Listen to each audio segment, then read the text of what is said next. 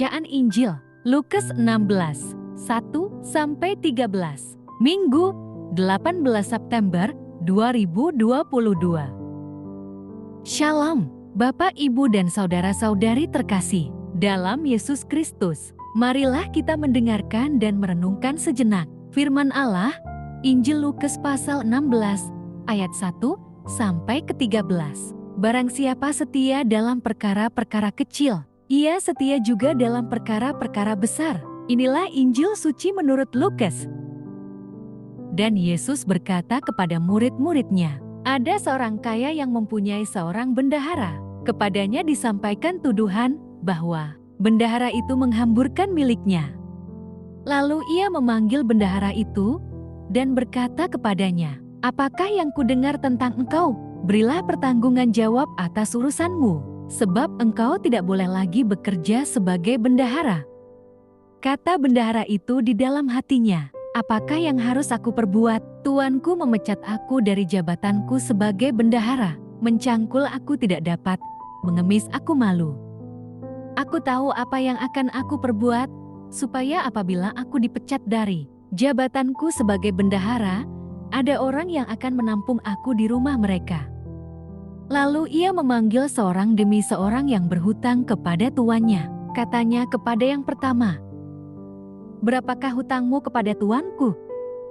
Jawab orang itu, 100 tempayan minyak. Lalu katanya kepada orang itu, inilah surat hutangmu, duduklah dan buat surat hutang lain sekarang juga, 50 tempayan. Kemudian ia berkata kepada yang kedua, dan berapakah hutangmu? Jawab orang itu, 100 pikul gandum. Katanya kepada orang itu, inilah surat hutangmu, buatlah surat hutang lain, 80 pikul. Lalu tuan itu memuji bendahara yang tidak jujur itu, karena ia telah bertindak dengan cerdik. Sebab anak-anak dunia ini lebih cerdik terhadap sesamanya daripada anak-anak terang. Dan aku berkata kepadamu, ikatlah persahabatan dengan mempergunakan mamon yang tidak jujur, supaya jika mamon itu tidak dapat menolong lagi, kamu diterima di dalam kemah abadi. Barang siapa setia dalam perkara-perkara kecil, ia setia juga dalam perkara-perkara besar. Dan barang siapa tidak benar dalam perkara-perkara kecil, ia tidak benar juga dalam perkara-perkara besar. Jadi, jikalau kamu tidak setia dalam hal mamon yang tidak jujur, siapakah yang akan mempercayakan kepadamu harta yang sesungguhnya? Dan jikalau kamu tidak setia dalam harta orang lain, siapakah yang akan menyerahkan hartamu sendiri kepadamu? Seorang hamba tidak dapat mengabdi kepada dua tuan, karena jika demikian, ia akan membenci yang seorang dan mengasihi yang lain, atau ia akan setia kepada yang seorang dan tidak mengindahkan yang lain. Kamu tidak dapat mengabdi kepada Allah dan kepada mamon. Amin.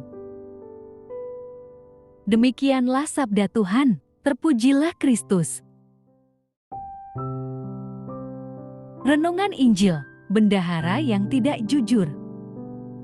Bapak, Ibu, dan saudara-saudari terkasih dalam Kristus Yesus, apa yang hendak Tuhan Yesus ajarkan kepada para murid-Nya berkenaan dengan perumpamaan ini? Jangan katakan bahwa ia menyetujui ketidakjujuran sang bendahara. Bagaimanapun, dia tidak mengerjakan tugasnya dengan baik. Tak hanya lalai dalam perhitungan, dia sengaja menghamburkan harta majikan. Bendahara itu telah bertindak sebagai pemilik harta. Dia tak lagi menjadi pengelola. Akibatnya jelas. Dia harus mempertanggungjawabkannya dan siap dipecat. Perumpamaan ini mengingatkan kita untuk menjalani profesi dengan setia. Sebab, profesi berarti kepercayaan.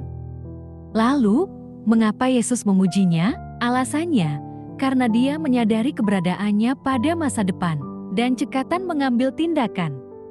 Perhatikan keresahannya.